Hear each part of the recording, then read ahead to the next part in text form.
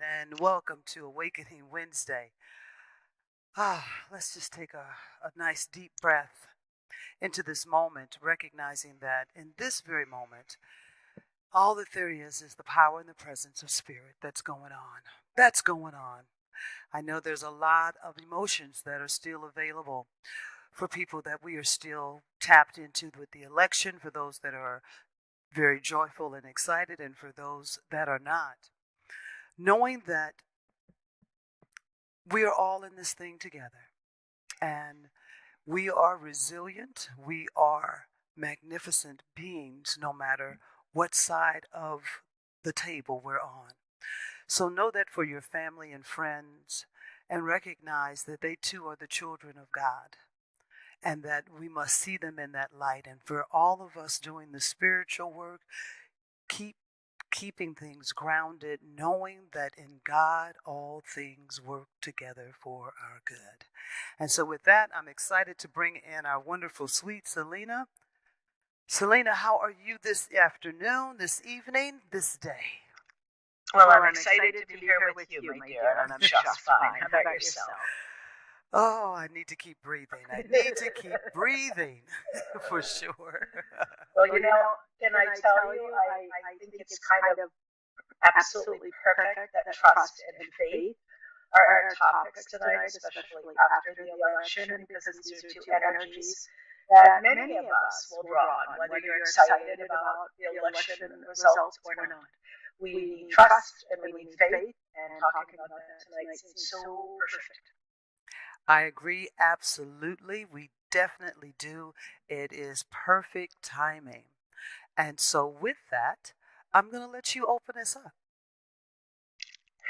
Well, for the last 7 months, we've been here, you and I, Gino, sharing teachings that enable the community to lose their conditioning. We all come into this world as energy and form. And as time goes on, we're conditioned by the families, the cultures we grow up in. And so much, so many cultures are different. Our families are all very different.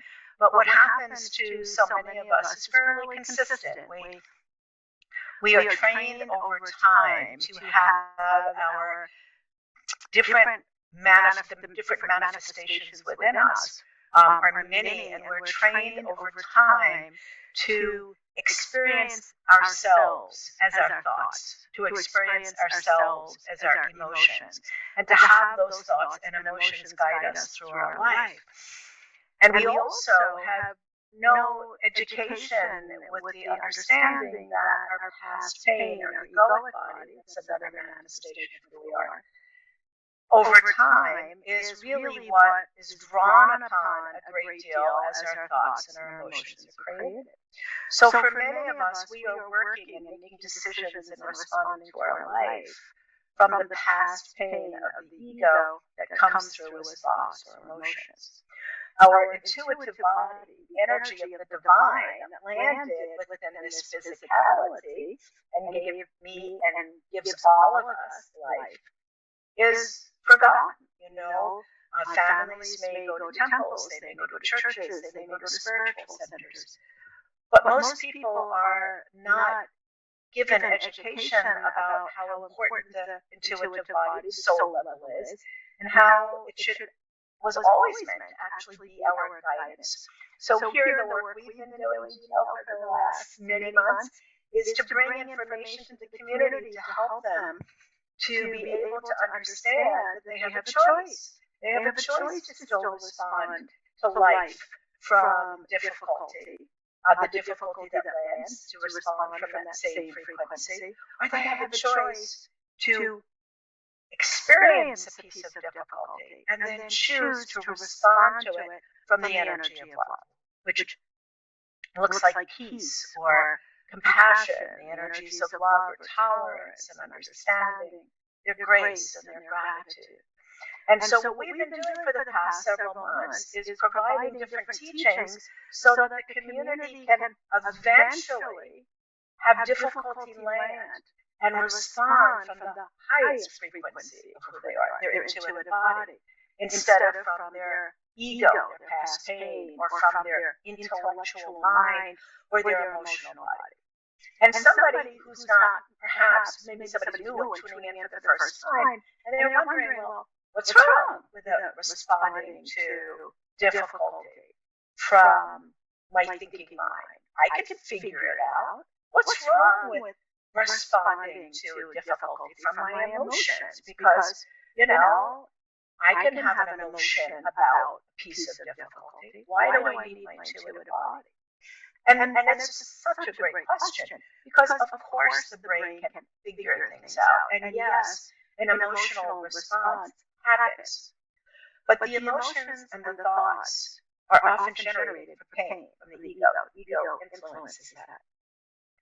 So what generally happens for people is when a piece of difficulty arises in their life, they respond from that same frequency, from difficulty, because that's what's coming to the ego and wanting to respond right away. Their brain figures, is meant, or science would tell us, that the brain recognizes that which it knows and creates structure around it. The brain doesn't create a new. It's not going to come up and create a solution. The brain recognizes the energy, the frequency of the difficulty, and it creates structure, thoughts, and emotions. So if the brain creates around the energy, and the energy that's in your system is of difficulty, the brain's going to create more difficulty. That's the structure it's going to create. So ideally, the shift that we're looking to introduce the community to is the idea, very high frequency idea, very spiritual idea, that when difficulty lands, we have awareness to say, oh, I notice that my emotional body has signaled me that I'm out of alignment with love. I must be in difficulty. That's where the emotional body is. The emotional body isn't meant to be a response mechanism. It's meant to be an alert system. I need to be alerted. I'm out of alignment with the energy of love. That's why I'm feeling uncomfortable, because of this piece of difficulty. So once the alert happens, then it's response time. And that's when we want to respond from love. Our thinking mind, when we get direction from the intuitive directs us to maybe a truth lands, and we're guided by the intuitive. That's when we engage the brain to work out the third dimensional details of what's needed. So in this shift that we hope to take you to, you move from being completely egoically, intellectually, and emotionally guided when something happens to being intuitively guided. And as you're intuitively guided, you're in the energy of love. So you're always going to respond to difficulty from higher frequencies. And that's important. Why? Because our next moment is always created from the moment before. So if you respond to difficulty with difficulty, you're creating your next moment from difficulty. But when difficulty lands, if you have the awareness and you can feel in your body, the emotional body, being uncomfortable, and alert, I'm out of alignment with the energy of love. Let me go to my high frequency and respond. Then you're shifting the frequency that lands. Think about that. You are becoming an alchemist. You have agency over your thoughts, because your thoughts aren't running rampant any longer. They're coming in, and you're choosing which thoughts to hold. You're choosing which response you're going to have to them. And your emotions become the alert. They become an alarm for you as well. So it's a major shift from being egoically and intellectually and emotionally guided to being intuitively guided, and having your emotional body, your alert system, and your intellectual mind, your thinking mind, your intellectual body, becoming your list creator, and that egoic field becomes fight or flight. So just a little overview for those that have been following us and those that are new, because trust and faith is next. It is powerful. I love the process that you're speaking about when you start to observe, when you're in the mix of something happening that you do not like or you do not want, to be able to understand that the emotion that's coming up is letting you know that you're out of alignment. And that's part of the process. But that's not all that's there. We do have an opportunity, if we have practiced enough, to then make different choices in that moment. That's very, very powerful. And the important thing that you just brought up is practice. And hey, come on, we know the third dimensional world. We have lots of opportunities to practice. So what happens to that? Those difficult moments they become an asset instead of a detriment in our life. It's like, oh my God, here's my opportunity to practice. Yes. So instead of a difficult moment landing and it just being a difficult moment, it becomes an asset. And I love this. And I want to just mention this again because Spirit said to me last week, they said, Selina, what you're not telling people is they're becoming alchemists. They are actually learning how to change one state into another. So instead of changing coal into a diamond, we're changing difficulty into joy, difficulty into peace, difficulty into equanimity, difficulty into neutrality. And that's being an alchemist. So we have the opportunity to use alchemy in this process. I love that we're talking about an alchemist. But I also want to ask, for those that are skeptical, so are you really saying that in the midst of something going on that you dislike, that you don't want, are you saying that you can just change it in that instant? What you change is your response to it. And what changes always is our response. We do not have a lot. I'm not going to say no, because we do have agency over what happens in our life. The more we stay in positive vibration, the more we bring positive things to us. Correct. But even the most enlightened person has difficulty around them and energies that come in that aren't what they're hoping for. So it's our response to what lands where we have 100% choice. That's where it is. And that's where we make the change. Exactly. So it is within the way you're thinking and feeling in that moment that will, I'm going to say for me, that has allowed me to bring in a new possibility, a new thought that comes in when I can stand back and really observe what I'm feeling, what that feeling is connected to.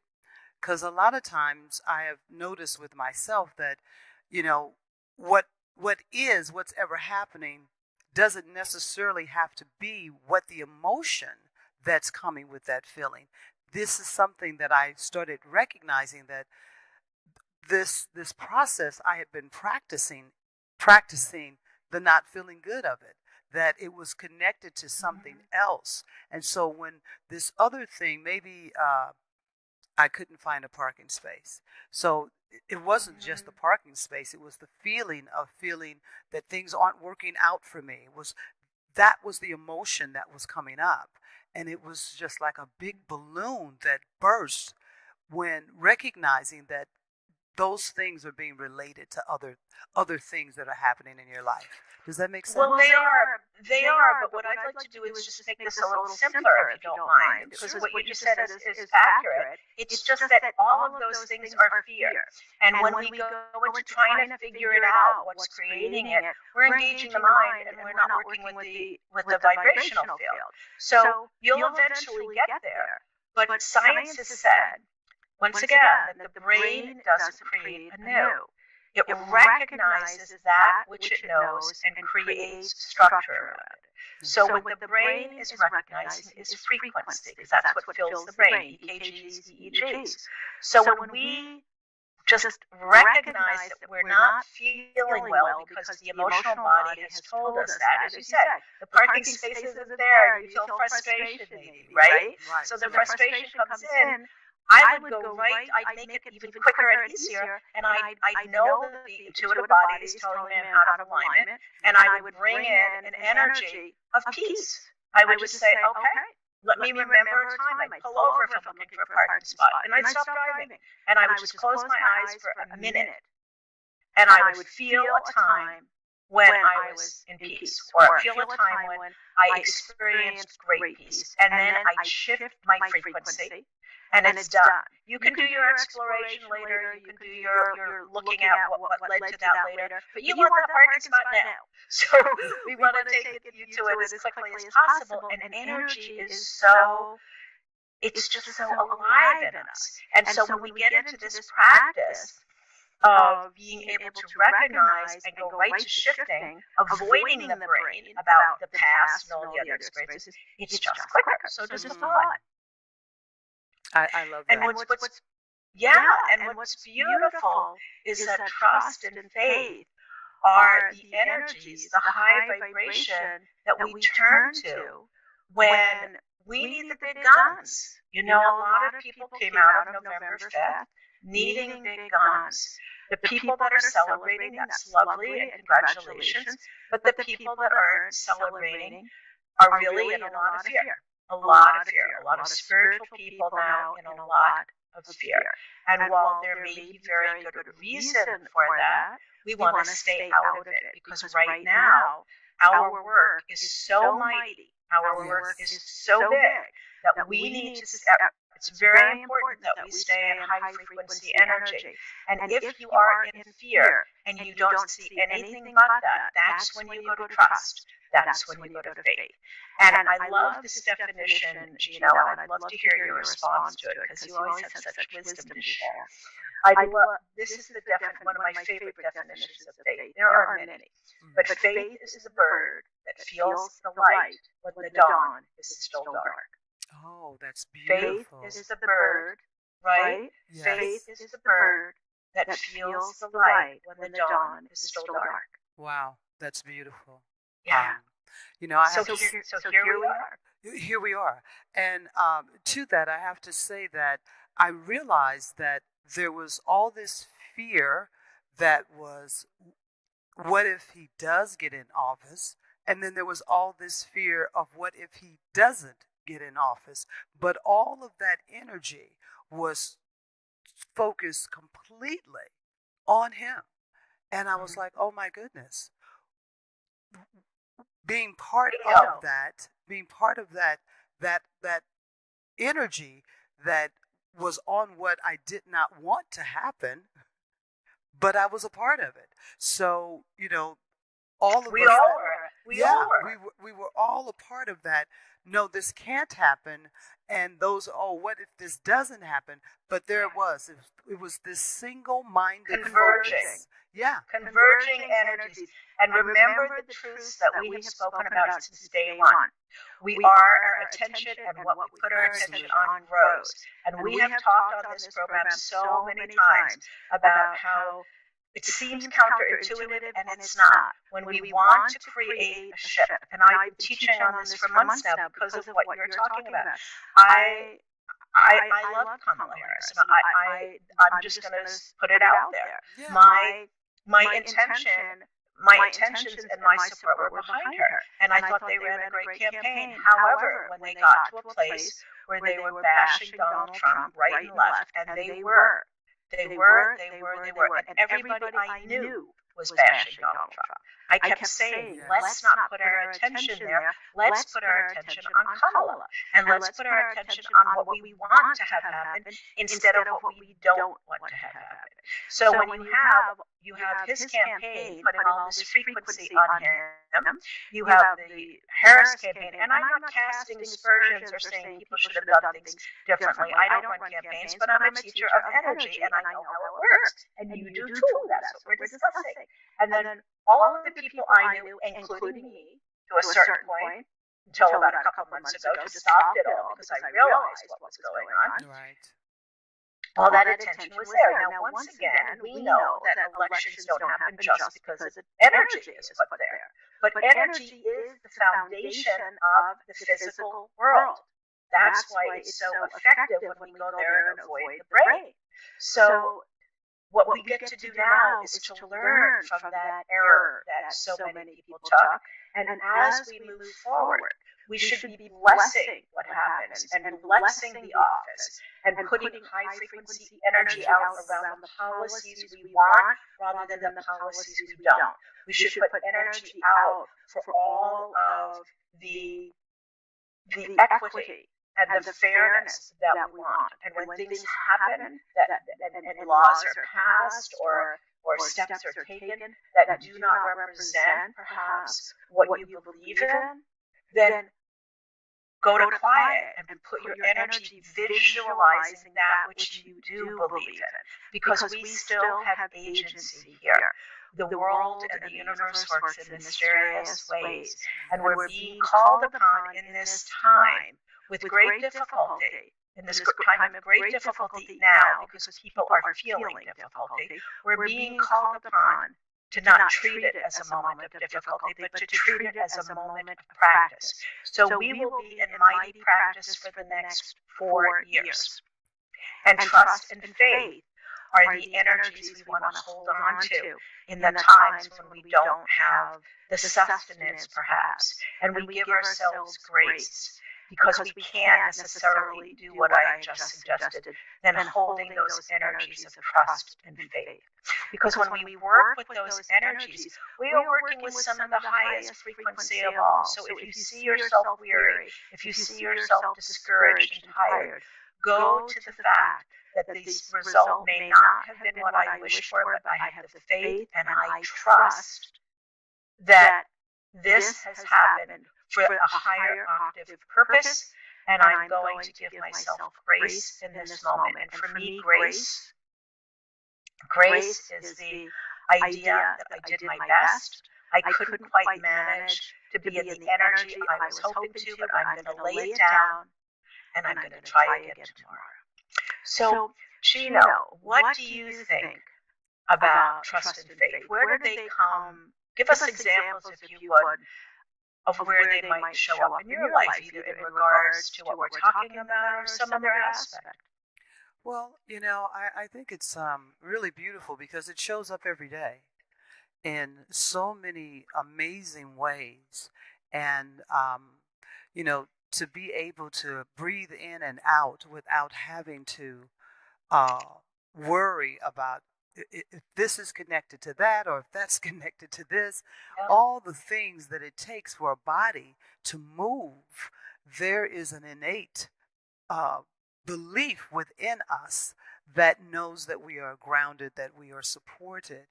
And so, if you think about driving a car, there's some people that get in such anxiety because they're thinking about all of the accidents that happen. And I knew a young woman like this, and it was almost unbelievable how committed she was that driving a car would get her killed. And her, talking with her family, it was like, was there a major car accident that she was in? And they were like, no, there was not. And so, but she would hop on an airplane at the drop of a hat. And it took her this time to want to. I remember there was a time where she just wanted to let go of the anxiety. She just was tired of being so fearful, so exhausted by fear. And I connect that with, at this time right now where we are, that maybe one of the seeds that's being planted, because here in America we still are steeply rooted in sexism, racism, this hierarchy of white male, white woman, everybody else, that this fear that all of us are participating in one way or the other, that perhaps it has to get so big for those of us to see that we have a shift in each other. I think that's one of the things that's calling forth for me in this process. My faith is to deepen my faith in humanity. Mm-hmm. That we instead of taking it away, right? Instead of taking it away. And that faith is me not looking at what is right now, blessing that, but keeping my spirit as much as possible to do the work, to practice, seeing my fellow Americans as we become one, not one brain, but an equality for all mankind. That's a world that we could live in. And my thought is that that's what we're birthing right now. That's what this opportunity will give us. This opportunity to birth a world where we could live in a world together where everybody doesn't have to be afraid of each other and understand that there's more than enough for all. And so that is the big dream for me that keeps my faith rooted, keeps me knowing that no matter what is happening, I have complete control over what I think and feel.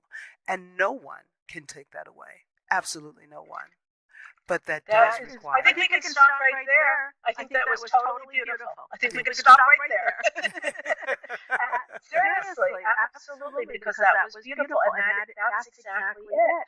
None of us, while we are all God inside, we have the God energy inside of us. I don't know that any of us has the complete answer as to why the results were what they were. I believe it's so many different opportunities and so many different places for all of us to practice, regardless of whether you are happy about this or not happy about this. But what you just spoke of, Gino, was so perfect and true, because we know this whole program is predicated and based on this concept that Spirit shared with me, that my book is about, that we've been talking about, which is that difficulty is how we grow as spiritual beings into consciousness.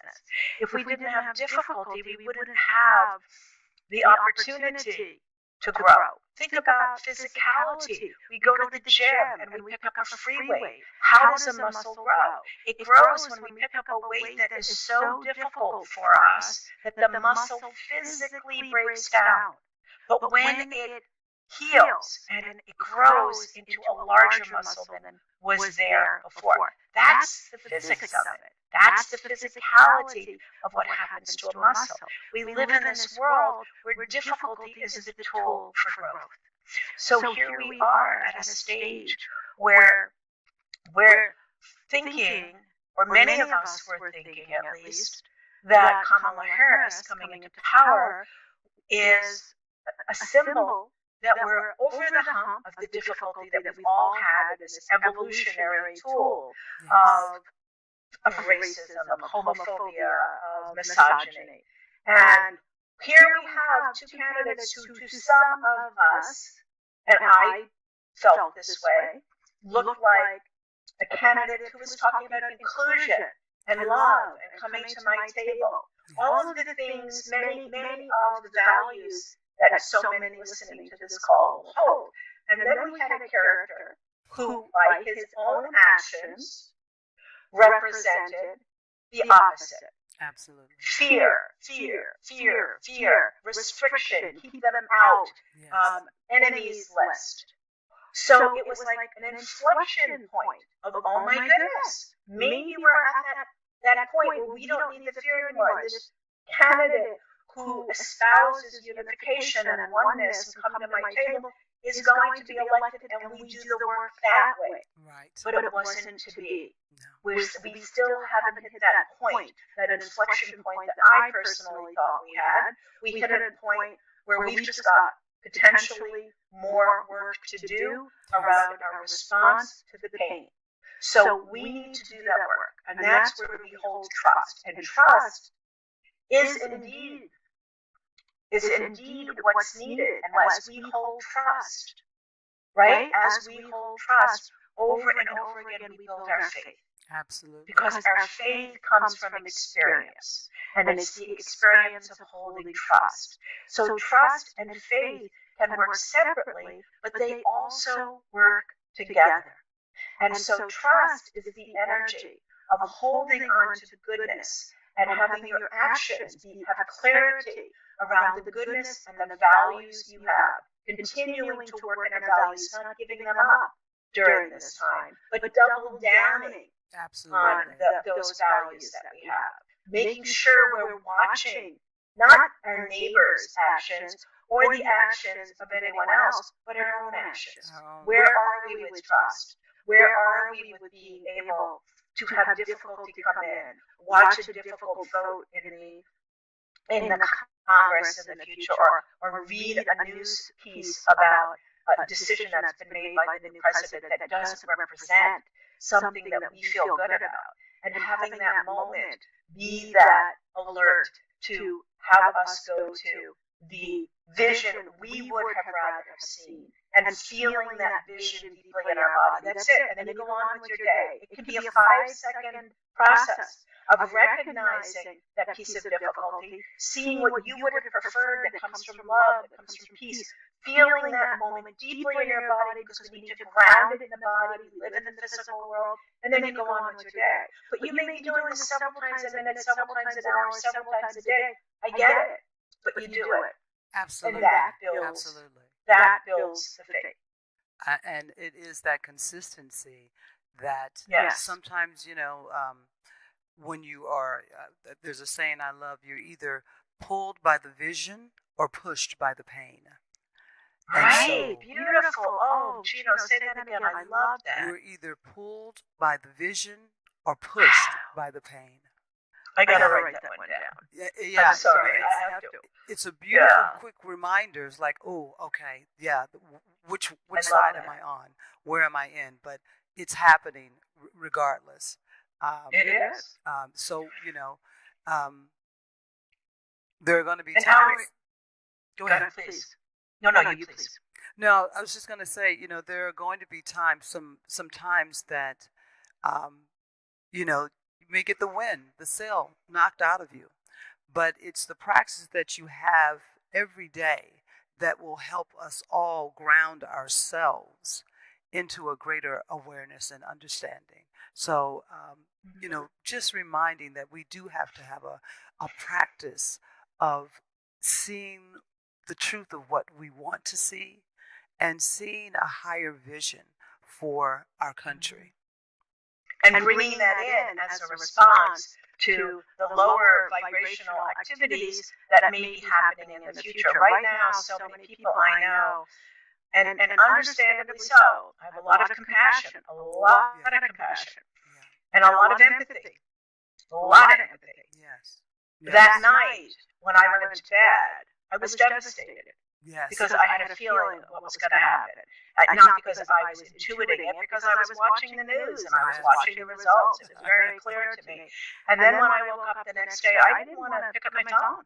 Right. And I was devastated when I did, and it took me a few hours, and by afternoon I was fine, because I knew I would be serving people that needed service, and I had to get myself into alignment very quickly, and I did. But I understand deeply how people are feeling. And the importance here is that we need to remember that we are energetic projectors and receivers. And if we're projecting fear about what's going to happen in the next 4 years, we're projecting that into the field of oneness that we all live within. We're projecting that out, and that's what we're going to be attracting, because we're projecting that out. So every time you have a quiet moment of fear, not just when something happens in the future, between now and then even, between when inauguration day happens and we do have a new president, and he does create waves of activity. Every time we need to be consistent, as you said, Gino, because what we project out is what goes into the field and what we draw in. And when you're in fear, that's all you can see. Fear is such a unique and effective filter that what you bring to you is what you're projecting out. So it's not only for the collective good, which is so important, but fear isn't selective. You don't just have fear about the election or what the new president might do or what these laws are creating, but you are in fear in other aspects of your life. So it's very important that we do find a practice, the one that we just shared is a helpful one, becoming aware of the emotions, seeing when fear is present, and taking a moment in that time, even if it means being at work and finding a bathroom and putting a toilet seat down and sitting, going in a hallway into a stairwell, stopping your car in a parking lot for 2 seconds, and going into quiet for a minute and visualizing what you would like to have happen. Or just doing it in the times, even if you start out by doing it in the times when you can, terrific, do it, because it's cumulative and it's effective. But the idea is anytime we're holding fear, we're putting it into the collective and we're bringing it to us because we're projecting it out. I was talking to so many people this week about that and about how the fear that they have now is keeping away other energies of the light that need to come to them that have nothing to do with the election. But because they're sitting in so much fear, they're not open to these frequencies of light that want to come to them about other aspects of their life. But, so it's very pervasive. You can't be in love and in hate at the same time. It's impossible. Right. We don't go up and down stairs at the same time. Right. You know. And we can't be in love. And I think that's really beautiful that you've shared that with your clients, for them to take a look and recognize that this is part of, I think this is part of the work of all spiritual light workers, channelers, mediums, everyone that feels that you know, this is part of the work now to be in this space. I started this simple little practice of 30 seconds, and I set my timer 30 seconds, because sometimes when you're caught in something that you don't like, for me it can be very difficult to think of it differently. So my thing that I do now is I don't think of it at all. So for these 30 seconds, I think of something that makes me feel good. And I love waterfalls, rainbows, butterflies. And I can do that timer 3-4 times. And before I know it, I've shifted into another space that will allow me to breathe now, where I can see a different possibility. So that's worked really wonderful. Those little quick 30 seconds, it goes by so quick. It's like, ooh, let me do a little more. Let me go a little deeper. let me think about waterfalls a little more. And there is a time that then I can move and think about the situation. But sometimes when it's very fresh and new, thinking about the situation, it's hard for me to think of it differently. So I found this little, for me, it's like a little trick that gets me out of the what is that's happening and into what I want to feel. Mm-hmm. And that's similar to what we were talking about before. And if that works for you, that's absolutely super. And you can also go right from that moment of inflection, in that moment of difficulty, and visualize what you want to have happen instead, because what you want to have happen instead is beautiful. And you feel the equity, and you feel the time. If you're looking for equity, you're looking for people to be respectful, or you're looking for people to be kind instead of what's happening. You go to a moment of kindness and put yourself inside of that, because then you're also creating kindness.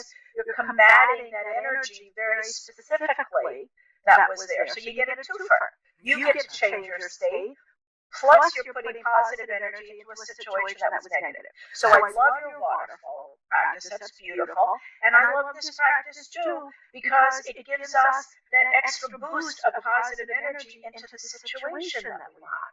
And we're not thinking about anything. See, our emotional body, I want to bypass the emotional body as just giving another option, not using the emotional body as what shifts us, but our energy is always at the base of everything.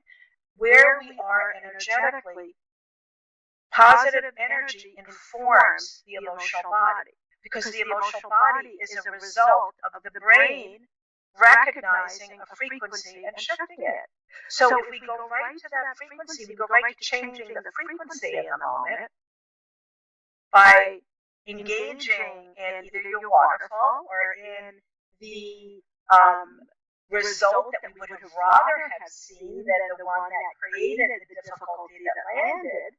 We're automatically in high frequency, because when you are in low frequency, as you just said, you can't be in low and high frequency. Yes. So if a low frequency moment comes along and you visualize your waterfall, or you visualize the result of what you wish had happened, you're already engaged. You've already engaged the higher intuitive, and you've left the low frequency and you're in high frequency. Because when you wish, when you are visualizing your waterfall or the new thing that you'd like to have happen instead of what created the difficult moment, you've left the low frequency and you're grounded in high frequency. And then the brain is creating a new structure, which are thoughts and emotions.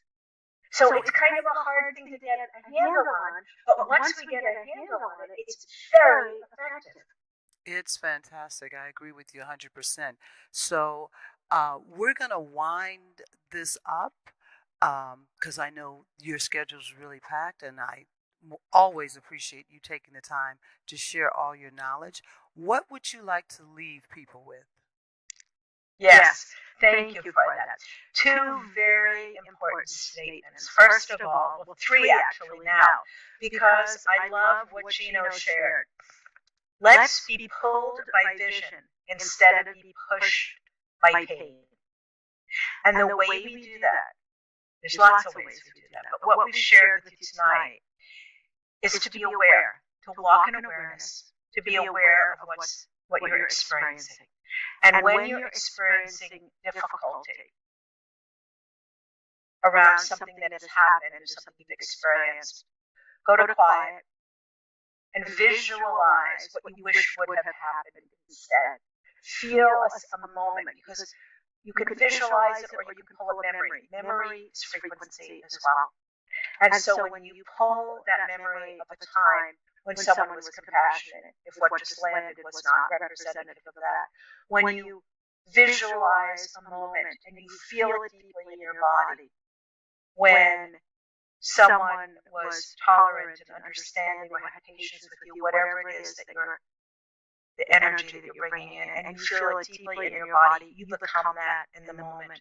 You become that, and you are that, and you're building your core frequency. So when you are in awareness that you are out of alignment with the energy of love, of who you are, your natural inheritance, take that time to shift your frequencies. Please remember that faith is built from moments of trust. Faith is the bird that feels the light when the dawn is dark. And there is a beautiful practice called the I am presence mantra, that in the morning, if when you wake up, before you get out of bed, you say these words slowly and you feel them deeply in your body. I am the great. I am. I am. I am the great. I am. These words felt strongly in your body. Bring the consciousness back into the body from the inner worlds. They speak to the love within you as your natural inheritance. I am the great I am. That is the love within you. That is the highest presence of all.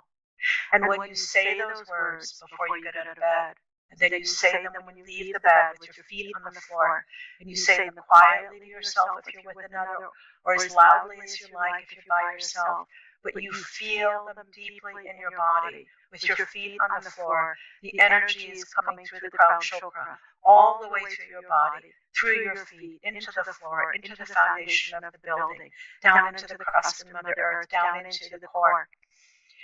That is grounding you. You are proclaiming the light of who you are as your guidance tool for the day. And if you notice through the day that you're out of alignment, because when you get into the third dimensional world, lots of stuff happens. And if you notice that you're out of alignment, you just find a quiet spot, close your eyes, and say these words quietly, but feeling each word in your body again, however many times you need this, and you will feel your state change. You come out of this and go back into your world, and you will be in a different vibration, because we can't be in low vibration when we're in high. So this I am presence mantra is a life hack. I'm not fond of that statement when I talk about spiritual practices, but it's true. It's a life hack because I shared this with so many people, and I've never had anybody tell me it didn't work, I didn't change my state. It's impossible, because these are such high frequency words that when they come into your body, your state changes. Now, with the world being the way it is, with third dimensional world offering all kinds of opportunities to need this practice, you might be needing it several times a day, but do it. It's quick, it's easy, it's powerful. Just feel the words and go off and have a wonderful, wonderful month. You know, we have so many opportunities in front of us, and the greatest challenge and gift we're being given now is to stay in the high vibration of love, because with so much dark energy coming from lots of different places, we want to be the light. We want to be the light. We want to be the light. We want to be the light. So Gina, that's what I have to share as we end our teaching today. And a great deal of thanks to you for all of your efforts and work getting this up and running. That was beautiful and powerful, and I thank you so much for sharing that magnificent gift of love. So thank you to all of you. We are going to end with that because there's nothing else that could be said. I appreciate you, Selina. We will see you next month, and know that there's some wonderful things coming down the pike that Selina is going to be doing here with the center. So keep your ears open for that. Very excited to share what's coming up. So, Selina, have a fantastic day. Thank you so much to all of our online, our virtual people. I'm going to put our QR code up. All of your love and support. We appreciate everything that you give us. So, everyone, remember the gift of what Selina said to you. Let us all practice, practice, practice. Peace and blessings, my divine lights. Love you, Gina. Thank you.